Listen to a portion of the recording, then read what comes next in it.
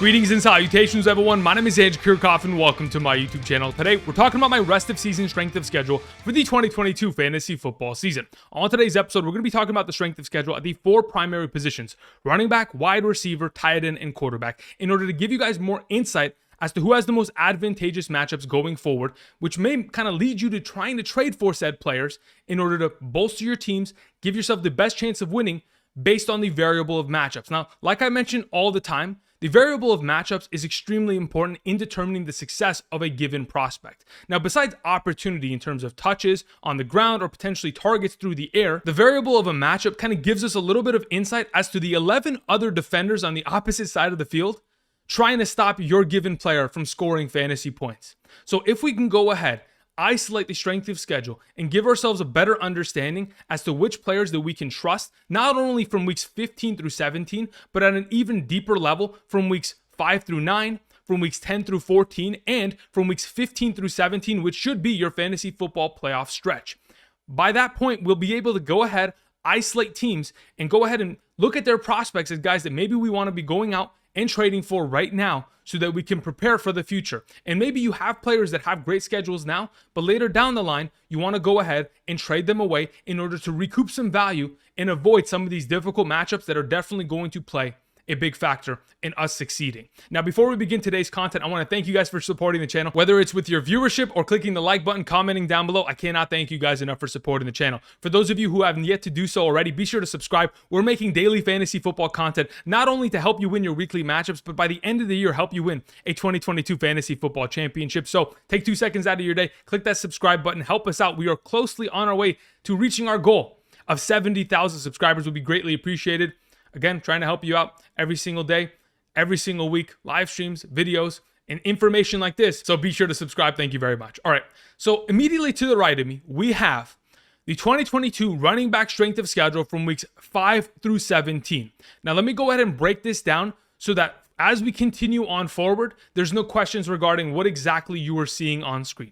So the number one ranked team, the Miami Dolphins, they have the easiest strength of schedule going forward from weeks 5 through 17, meaning the teams that they play in their upcoming games, on average, are giving up more points per week in a half PPR scoring format in comparison to the other 31 teams in the National Football League who have a little bit more difficult schedules. So going forward, the assumption is that the Miami Dolphins running backs, Chase Edmonds, Raheem Mostert, they have some of the easiest matchups going forward, and maybe they can go ahead and take advantage of said matchups and put together great fantasy performances. Now, when we go all the way down to the bottom of this list, the number 32 team, the Seattle Seahawks, they have the most difficult strength of schedule going forward, and it's not really a surprise. They have to take on the Rams twice, the 49ers twice. They've got to go, a couple games here and there. They're definitely going to test their running game, which may scare us away from a prospect like Rashad Penny. But what I do want to mention is that when I go ahead and isolate statistics to find the strength of schedule, specifically at the running back position,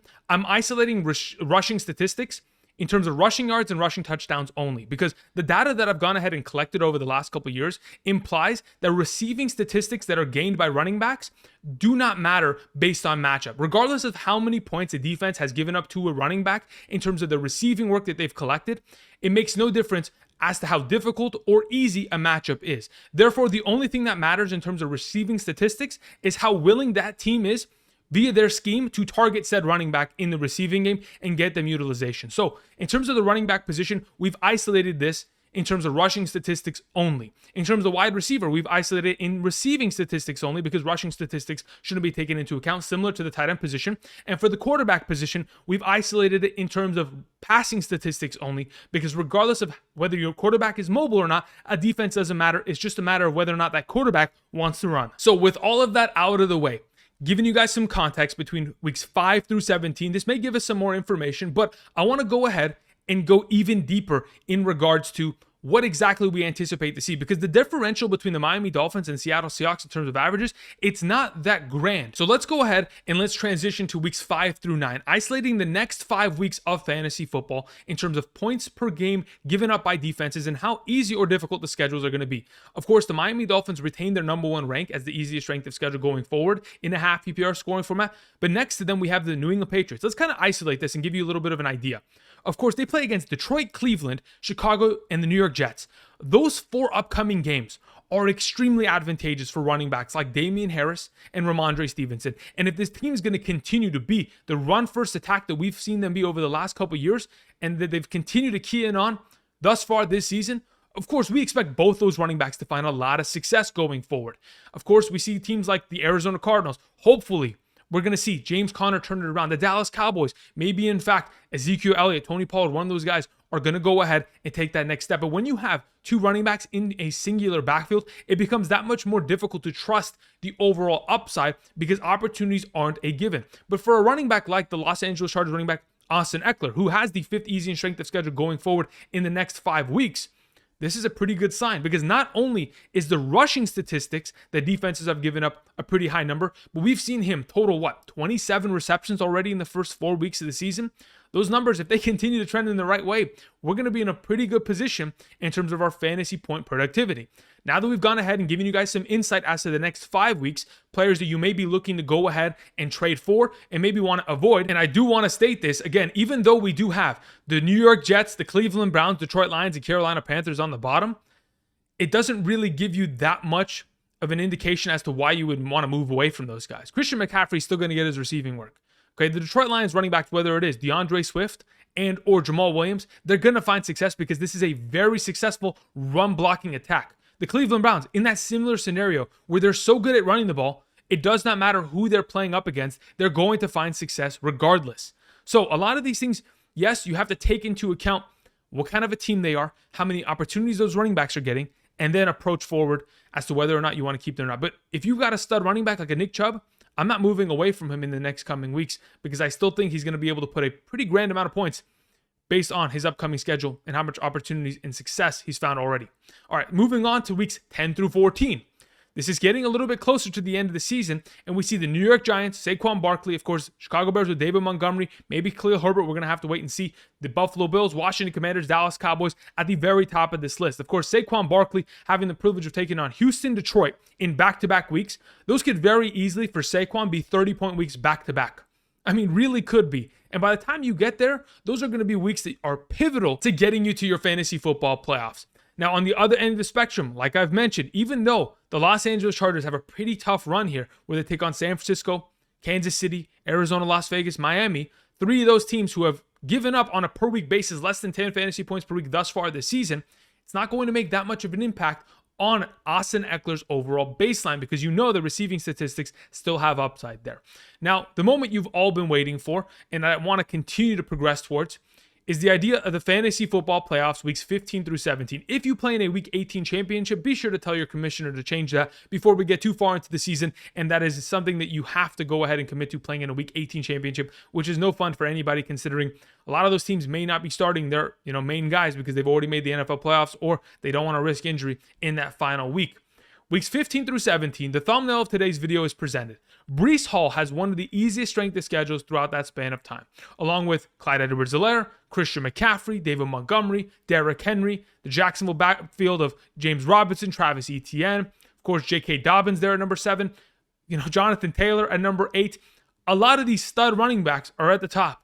So if, in fact, you're looking to go ahead and maybe even buy high, I know, Breece Hall is coming off a pretty good week here, but if you're looking towards the fantasy football playoffs and someone that could very easily help you win it all, Breece Hall seems to be that running back, in my opinion, that could very easily get that job done based on the upcoming strength of schedule. While on the other end of the spectrum, we have running backs like the New England Patriots taking on some tougher teams. Is that going to completely lead me away from these guys? No, but if I can use them to potentially go ahead and make some trades and get better running back conditions in terms of overall strength of schedule, maybe something that I'm looking forward to and potentially going ahead and seeking out in the upcoming weeks. All right, you can go ahead and pause this. Check it out if you'd like in terms of how many points per game they're anticipated to score based on how many points those defenses have given up throughout those spans of time thus far this season. We're going to go ahead and move on to the wide receiver position, and it's pretty simple. It's pretty same across the board in terms of structure. The Denver Broncos are expected for the rest of the season to have the easiest strength of schedule at the wide receiver position, which is something that I talked about before the season even began. After we get past the stretch of the first 5 to 6 weeks, the rapport between Russell Wilson, Cortland Sutton, and Jerry Jeudy would have been built, and their upcoming schedule after that is going to be a bunch of shootouts where Russell Wilson is going to be allowed to cook, and when he does so, because Javonte Williams is out and that running game isn't as reliable, there's going to be a lot of potential for fantasy points from those receiving options. Now, of course, San Francisco 49ers, they have themselves a great schedule along with the Cleveland Browns. Maybe if, in fact, we get to a point where Deshaun Watson is back late in the season and Amari Cooper is going to be that number one, he could see a lot of value going forward late in the year. But going ahead, giving you guys an idea as to the strength of schedule as it presents itself. And let's go ahead and move on and isolate it in a little bit of a deeper sense from weeks 5 through 9. As you can see on screen, the Tampa Bay Buccaneers, San Francisco 49ers, Cincinnati Bengals, they have the easiest strength of schedule going forward. Of course, there's a reason why a couple days ago, I think it was last week's Thursday video in terms of wide receiver trade targets, I talked about Deebo Samuel and I talked about Mike Evans. Mike Evans was the thumbnail of that video for a reason. The upcoming strength of schedule was anticipated to be something that, hey, we want to go after and we want to go ahead and get the top wide receivers within those offenses because they hadn't, seen much overall extensive success to where you can be able to still buy them low to an extent and then cash in on their potential going forward. The Cincinnati Bengals receivers, of course, those guys are already difficult to acquire, but hey, if you have the ability to go after Jamar Chase right now, it's now or never, because upcoming, we've got ourselves a lot of really good games for him to go ahead and take advantage of. The Cleveland Browns, the New York Giants don't really have many receiving options within that offense. Same with the Chicago Bears. So those, unfortunately, become options where they're just null and void. While the Buffalo Bills at number 7 got themselves a great upcoming strength of schedule. Now, on the other end of the spectrum, of course, we do see the Rams, the Jaguars, the Jets, the Ravens with tougher strength of schedules. It is already difficult to trust Ravens wide receivers. It's already difficult to trust Jets wide receivers. The Rams, of course, we expect Cooper Kupp, but Allen Robinson does maybe, walk into a pretty difficult scenario here where he may not be as reliable going forward. And the question is, can Christian Kirk keep it up? Even though he has a difficult strength of schedule, he is a slot wide receiver. He won't have to deal with number one cornerbacks and being double covered the entire time, which kind of gives him a little bit of an out in this regard. Moving on, let's talk about weeks 10 through 14. As we continue to get closer, we have a complete 360 flip, 180 flip from the Jacksonville Jaguars, going from one of the most difficult strength of schedules from the next 5 weeks to the 5 weeks after that being at the very top of the list, taking on Kansas City, Baltimore, Detroit, and Tennessee. As of thus far this season, on average, the Baltimore Ravens, Tennessee Titans, Detroit Lions, they've been getting completely torched in the secondary. In terms of receiving statistics allowed to opposing wide receivers, a lot of those teams have been giving up a lot of touchdowns. We just saw it the last couple weeks here, and those are hopefully going to continue to stay as such. Now, injuries will occur, and different factors will be taken into account, but going forward, Jacksonville wide receivers, and specifically maybe even Trevor Lawrence, can be relied upon late in the season, followed by the Denver Broncos, who are continuing to stay in that conversation, the Cincinnati Bengals, of course, New Orleans Saints, Chris Olave, Michael Thomas could be a value going forward, and so on and so forth. Well, on the other end of the spectrum, some of those teams that we were a little bit worried about continue to get into that conversation of being players that, do we want to trust them in the long run? Can we trust Jets wide receivers to continue to get that kind of level of sustainability in terms of opportunity to keep themselves fantasy relevant? Now, as we progress through the weeks 15 through 17, the fantasy football playoffs, the conversation is brought forth of the Cleveland Browns having the easiest strength of schedule, taking on Baltimore, New Orleans, and Washington. Now, if in fact Deshaun Watson is going to be under center, and even if he isn't, Jacoby Brissett has already shown to really like targeting Amari Cooper. And if those targets are going to continue to be in the conversation, of course, we have a lot of value to take advantage of within the months of December and January, within those 3 games, in order to help us win a 2022 fantasy football championship. Now, other wide receivers like Lazard or Dobbs, by the time we get to weeks 15 through 17, we don't know if they're going to be the number ones. It could be Christian Watson by the time we get there, which makes it a little bit more difficult in terms of pinpointing there.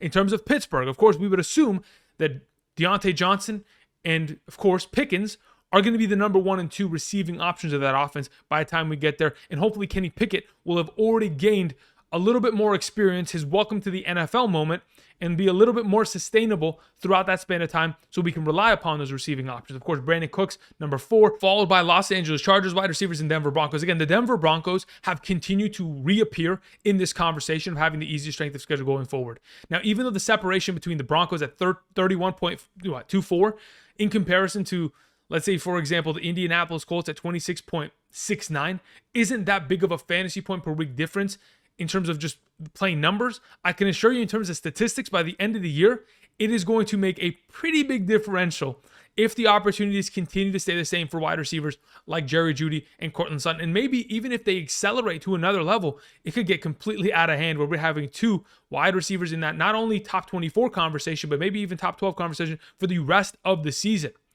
That all being mentioned, this kind of gives you an idea as to some of the wide receivers you may be wanting to go after in order to go ahead, secure them for your fantasy playoff run, and get you guys an idea as to which players you may want to go ahead and move on from. As we get late in the season, even though the Minnesota Vikings are at the bottom of this list, I'm not worried about them. I'm going to trust Justin Jefferson blindly. Same thing with A.J. Brown and the Philadelphia Eagles. Same thing with Tyreek Hill and, of course, Jalen Waddle against Buffalo, Green Bay, and New England. Even though those are definitely difficult matchups, in some of these circumstances, talent will take over in comparison to matchups. But when we're talking about wide receivers that we're not 100% certain of, for example, DJ Moore. DJ Moore has one of the more favorable matchups at the back end of the year, playing against Pittsburgh, Detroit, and Tampa Bay. And at that point, we don't even know if Baker's going to be the quarterback. But regardless, we're going to see a lot of opportunities go in his direction. And thankfully for him, he's got an advantageous stretch there that may be able to kind of salvage his season and give him some sort of value. Moving on, let's talk about the tight end position for the rest of the season, weeks 5 through 17.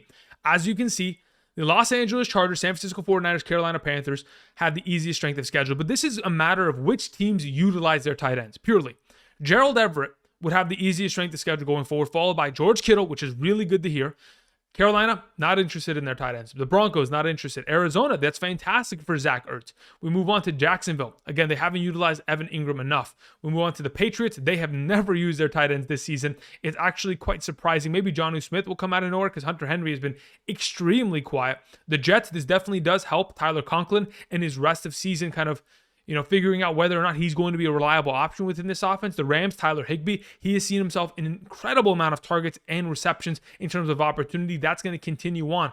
Irv Smith has himself a chance. Pat Freiermuth, moving on forward. While on the other end of the spectrum, we have a couple of these teams that, again, right now we can't trust Mike Gesicki and the Miami Dolphins. We can't trust Robert Tonyan. Mark Andrews, yes, he has a difficult strength of schedule, but he's Mark Andrews. So with all this mentioned, you can go ahead and pause this, but let's go ahead and let's get into a little bit of a deeper conversation here from weeks 5 through 9. In the next 5 weeks, what do we anticipate to see? We anticipate seeing the New Orleans Saints, Chargers, Cardinals, Vikings, Titans to have the easiest strength of schedule. Again, a lot of these teams that I'm not too excited about in terms of their tight end position. Outside of Zach Ertz and Gerald Everett there, I don't know if I can trust Saints tight ends. They are going ahead and continuing with a rotation of Juwan Johnson. They also have Adam Trautman. They still can go ahead and throw the ball to Taysom Hill. These are things that we're not 100% certain on in terms of getting instant production from these overall tight end receiving options. Well, again, on the other end of the spectrum, even though we do see teams like the Ravens, the Cowboys, and the Raiders, and even the Rams, we have Higbee, we have Waller, we have Schultz, we have Mark Andrews, even though they're at the very bottom. I don't want this to kind of scare you off. These players objectively have a more difficult strength of schedule going forward, but they are always getting targets. And those targets are going to make a huge difference in going ahead and balancing it out in the long run. So do not worry about some of these stud tight ends. And even though I may be saying stud, Darren Waller hasn't looked like a stud, and Dalton Schultz is dealing with injuries. Maybe these are guys you might want to pivot off of upcoming here. But let's go ahead and let's continue on. Let's talk about weeks 10 through 14.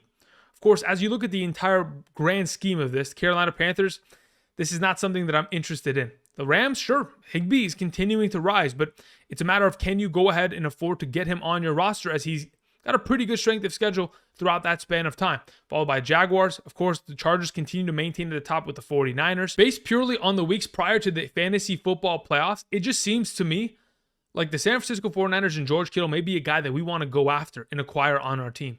George Kittle really hasn't done much thus far this season, which may make it easier to go ahead and trade for him. Because if you can get him on roster, now that Jimmy G's back, now that he's fully healthy, I think George Kittle could very easily make a huge impact for our fantasy teams, similar to the way that he did last season. If you guys remember, late last year, after he came back from that injury, he was the number 3 overall tight end in fantasy half PPR, putting up over 12.5 fantasy points per week. There may be another one of these surge performances for 8 straight weeks from a George Kittle when this offense begins to kind of push in that direction and send him the ball far more active than they have. Don't forget, on Monday night against the Rams, he stepped out of bounds, would have had a touchdown there. But either way, moving on, let's talk about the fantasy football playoffs. Which tight ends we want to potentially go after and acquire. Like I just mentioned, of course, the San Francisco 49ers continue to stay in this conversation. George Kittle has a lot of value. Tyler Conklin in this conversation. Of course, Travis Kelce. Travis Kelce could very easily win people championships by the time we get to the fantasy football playoffs, taking on Houston, Seattle, and Denver. Just to put it in perspective, just this last weekend, TJ Hawkinson went for what? 30 fantasy points against Seattle? Those are one of those games where, hey, if Travis Kelce is in that conversation, of course, he's putting up very similar numbers. And of course, we've seen him get a lot of opportunities this year as the number one receiving option of this offense. And going forward, especially when they are in the final stretch of their year, trying to maintain that number one overall position within the AFC, they're going to be putting up a lot of points against these defenses. Well, on the other end of the spectrum, of course, we have tight ends like Dallas Goedert, potentially David Njoku, potentially Tyler Higbee that are in this conversation being farther down the board. Again, I'm still of the opinion that though these people have a little bit tougher strength of schedules, I'm not avoiding them at all costs because of it. They're getting opportunity, and that is one of the biggest difference makers within the entire idea of going ahead and isolating different variables to kind of give us more insight as to the future. Let's go ahead and move on to the final position I wanted to talk about, the quarterback position for the 2022 season.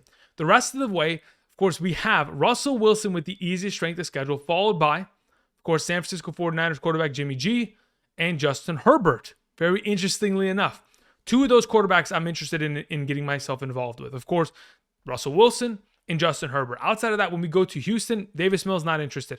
Maybe Trevor Lawrence going forward could be something that I'm interested in. The Giants, Daniel Jones, no thank you. Geno Smith long-term, no thank you. Maybe Deshaun Watson at the back end of the year, depending on what weeks 10 through 17 look like for him.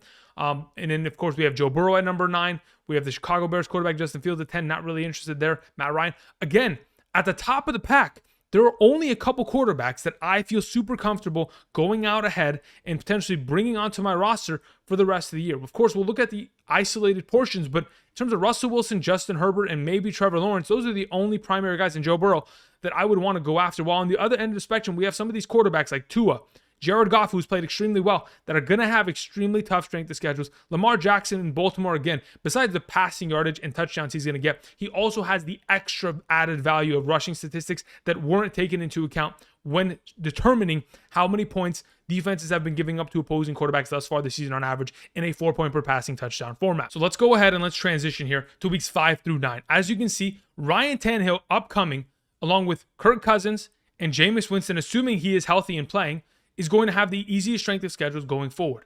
Of course, the Tennessee Titans take on Washington, then they hit their bye week, which is relatively early, get them healthy and ready to go. They play against Indianapolis again.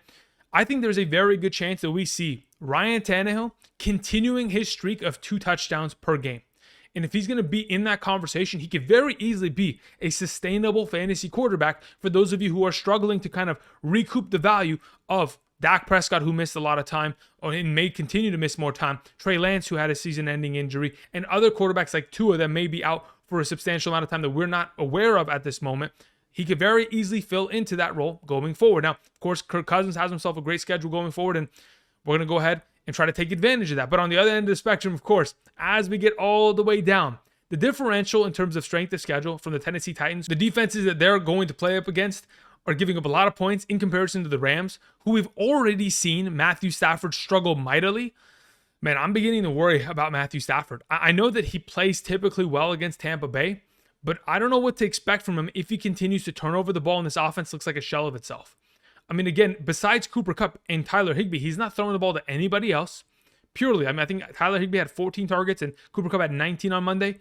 When you play against Dallas, Carolina, hit a bye week, then play against San Francisco again, those aren't the easiest games. I'm sure he'll have a pretty decent performance against Carolina and Tampa Bay. But outside of that, this pretty early strength of schedule here going forward isn't something that I'm looking forward to in terms of Matthew Stafford. Maybe a guy that I want to go ahead and just leave him on my bench and see what he could potentially do for me later down the line, as to right now, who's honestly, I think he's the number 30 overall quarterback in fantasy, a guy that I might want to just go ahead and pivot away from based on what he has already shown me and what the strength of schedule potentially predicts going forward. Along with other quarterbacks like, of course, Marcus Mariota down here, Kenny Pickett. Kenny Pickett's definitely got himself a problem. He has to take on Tampa Bay, Buffalo, Miami, Philadelphia, and then hit the bye week. Man, that is going to be a tough schedule for this young man, and he's going to have to get used to it. But either way, moving forward, you can go ahead and pause the screen if you'd like, but let's move on to 10 through 14. The Jacksonville Jaguars, and Trevor Lawrence, he gets his surge, along with, of course, Russell Wilson maintaining at the top, Joe Burrow up there, and then we have Matthew Stafford turning it around. His strength of schedule goes from being one of the most difficult for the next month plus to then getting into a conversation where maybe we want to go ahead and start Matthew Stafford. Maybe he finds his bearings. Maybe they bring in Odell Beckham Jr. and they get him more protection up front because the health of that offensive line is restructured. At that point, maybe we could pivot back in that direction while we still have Justin Herbert, Jalen Hurts at the top of this conversation. Two quarterbacks that obviously we are starting every single week, but it gives us even more confidence in their potential when we go ahead and have strength of schedules that are far easier than we anticipated. Moving on to the strength of schedule for the fantasy playoffs at the quarterback position. We have the San Francisco 49ers, Denver Broncos, Houston Texans, Los Angeles Chargers. Again, it is pretty much the same. The teams that are at the top in terms of potential strength of schedules are going to be, hey, I want to go after Russell Wilson and I want to go after Justin Herbert. And if I can get one of those two options, that'd be great. Otherwise, I stick with the quarterback that I potentially have right now, try to ride through it, maybe add Deshaun Watson in a couple weeks, add him to my bench, and see that maybe, he is the real deal. He is the Watson that we saw a couple years ago, the guy that was, 20 plus points per week because he has the rushing threat and the passing ability. That could be something that we want to look into towards our fantasy football playoffs in terms of quarterbacks and their passing statistics alone. That all being mentioned, this kind of gives you guys a little bit more insight as to the grand scheme of what we're anticipating to see. Hopefully you enjoyed today's video and it gave you a little bit more insight as to which players we should be going after, maybe potentially avoiding in the upcoming weeks here as we progress throughout the rest of the 2022 fantasy football season in terms of strength of schedule. Again, if you liked today's video, be sure to click the like button. Be sure to subscribe to the channel. We are very close to our goal of 70,000 subscribers. Until tomorrow, we'll talk about some must-start players. Of course, this upcoming weekend, Saturday and Sunday, we'll be live streaming here on the channel. Be sure to click the bell notification button to be up to date when I'm live streaming so you can go ahead, stop on by, ask questions, and help yourselves out. Enjoy tonight's game. If you have Nyheim Hines, I think overall is a guy that I probably want to play. And Melvin Gordon should be a guy that he should be fully healthy. There's no Latavius tonight. So Melvin Gordon should be fine. So should Nyheim Hines. Outside of that, the rest of the options, we're rolling with them. Except for the tight ends. Not interested in either of those teams' tight ends. Russell Wilson, let's ride him out. Let's ride. Anyway, thank you everybody for watching. And until next time, I'll see you guys. Peace.